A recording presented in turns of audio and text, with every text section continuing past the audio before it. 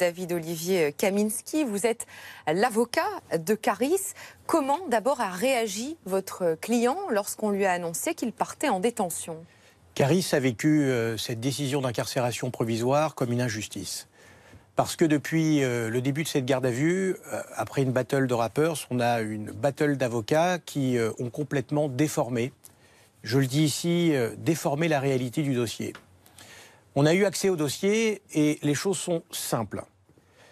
Nous savons par une vidéo de l'aéroport que, en réalité, Caris était tranquillement dans cette zone numéro 10 aéroportuaire, en train tout d'abord de prendre des selfies avec le personnel de l'aéroport, avec des passagers.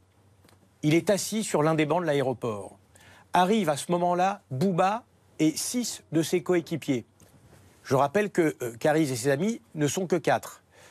Et Booba invective verbalement Caris. Il s'approche de lui avec une menace physique.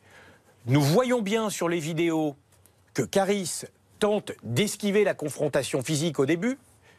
Il va à droite, il part à gauche, il se met en situation d'être à un moment donné dans un des magasins duty-free. Et puis, cette zone étant complètement fermée et clôturée, on voit bien sur la vidéo, le premier à porter le coup est bien Booba.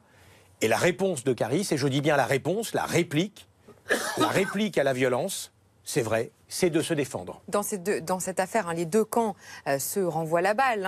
Vous dites que c'est Caris qui a été la victime. L'avocat de Booba, lui, assure que c'est son client qui a été la victime. D'abord, je vous propose de l'écouter. Lui aussi, il réagit à ce placement en détention provisoire.